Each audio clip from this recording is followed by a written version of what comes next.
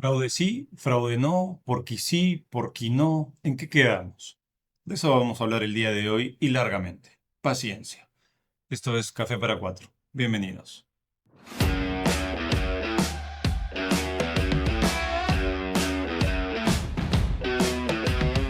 Esto es Café para Cuatro. Bienvenidos. Hace poco publiqué una columna sobre las declaraciones de Rafael López Aliaga respecto a su intención de no juramentar el cargo de senador, pese a que él mismo postuló a ese puesto en simultáneo con la presidencia. Esto evidencia que en su momento, tras una evaluación, supongo yo, consideró la posibilidad de no ganar las elecciones presidenciales, por supuesto, y por tanto tenía un interés legítimo en ocupar un escaño en el Senado. Sin embargo, ahora ya no quiere ser senador. El tema es que ese video ha generado cientos de comentarios, muchos de ellos enfocados en respaldar la posición de López Aliaga, bajo el argumento de que su actitud responde a no avalar un fraude. Comentarios totalmente válidos y comprensibles, por cierto. Desmenucemos ambos puntos, el supuesto fraude y la actitud de Rafael López Aliaga. Primero el tema del fraude. Estamos a 5 de mayo y a la fecha lo que se ha evidenciado sin lugar a dudas es una enorme incompetencia de la OMPE en la ejecución del proceso electoral y quizás hasta actos de corrupción. Este hecho deberá ser comprobado por el Ministerio Público en su momento. La apertura tardía de mesas afectó claramente a todos los candidatos presentes en la cédula y especialmente por una cuestión de probabilidad, es obvio, a quienes tenían mayores opciones en determinados centros de votación. A Rafael sí, pero no solo a Rafael.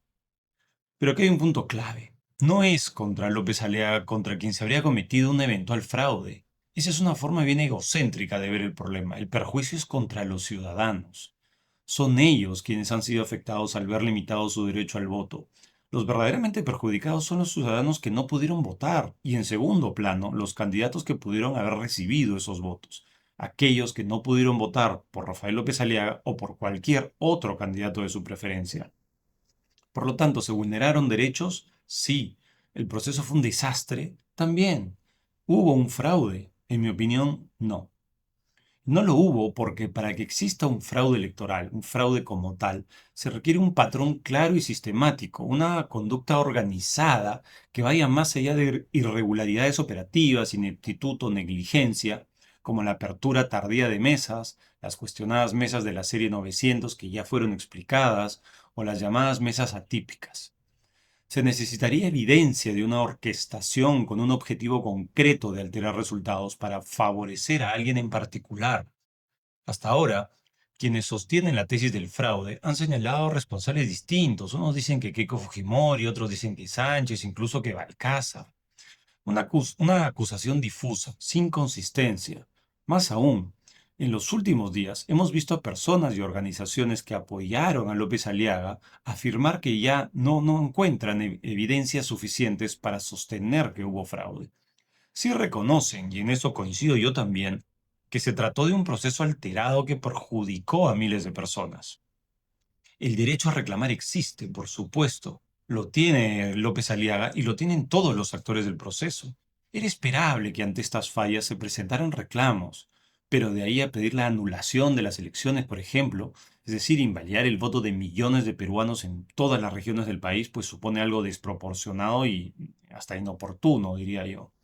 Ya vivimos algo similar en 2021, que nos llevó a padecer la teoría del fraude y la división en la sociedad que eso generó. Se creó inclusive una comisión en el Congreso que nos costó varios miles de soles, impulsada y liderada por el propio Fujimorismo, para investigar su supuesto fraude. El resultado, una conclusión que determinó que no se pudo probar ese fraude. Sí se identificaron irregularidades, como en todo proceso electoral, y ojo, no lo justifico, evidentemente está mal, pero tampoco equivale a un fraude. Esto nos lleva a otro punto, la expectativa de perfección. Resulta llamativo que muchos esperen un proceso electoral impecable en un país donde las instituciones públicas y privadas están marcadas por la ineficiencia y la corrupción.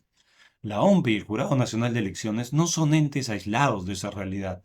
Si el Ejecutivo, el Congreso, el Poder Judicial, la Policía, las Fuerzas Armadas y por supuesto también buena parte del sector privado muestran esas falencias, ¿por qué asumir que el sistema electoral sería inmune?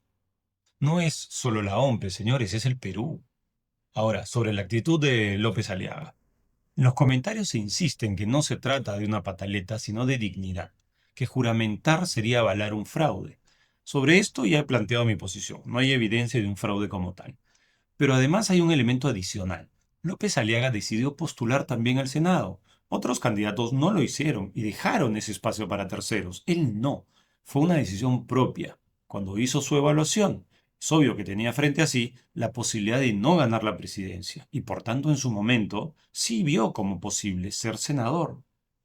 Si el argumento para no asumir es que las elecciones fueron ilegítimas, cabría esperar una posición institucional del partido, digo yo. Renovación Popular es López Aliaga y López Aliaga es Renovación Popular. Sin embargo, no es el caso. Los demás candidatos electos se mantienen firmes con su compromiso. Por tanto, estamos ante una decisión estrictamente personal.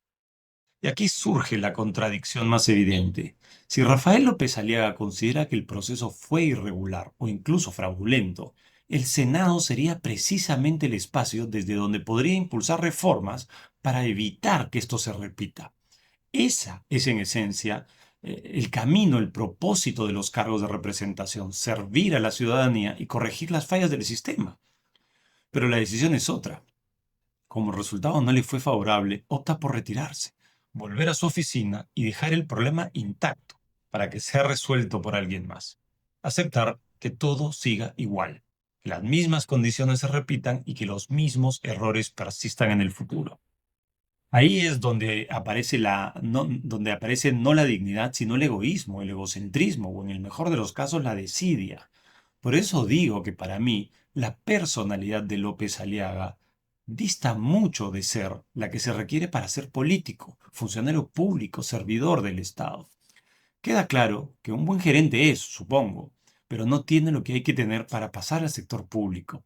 Y decir con orgullo, yo no soy político, los políticos son una basura, término que a él le encanta usar, no es un plus, no le suma, es una declaración que lo deja fuera de lugar, porque no está postulando para la gerencia o el directorio de alguna empresa, está justamente postulando para un cargo 100% político.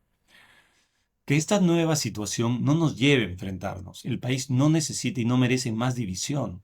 Las elecciones fueron un desastre, sí, pero lo son como lo son muchas cosas en este país y justamente lo que necesitamos es que las cosas dejen de ser así, que haya gente que quiera realmente sacrificar su vida para dedicarla al servicio público y en última instancia podamos esperar un país mejor. Esto fue Café para Cuatro. Los leo en los comentarios. Seguimos. Este fue un podcast de Café para Cuatro. Seguimos.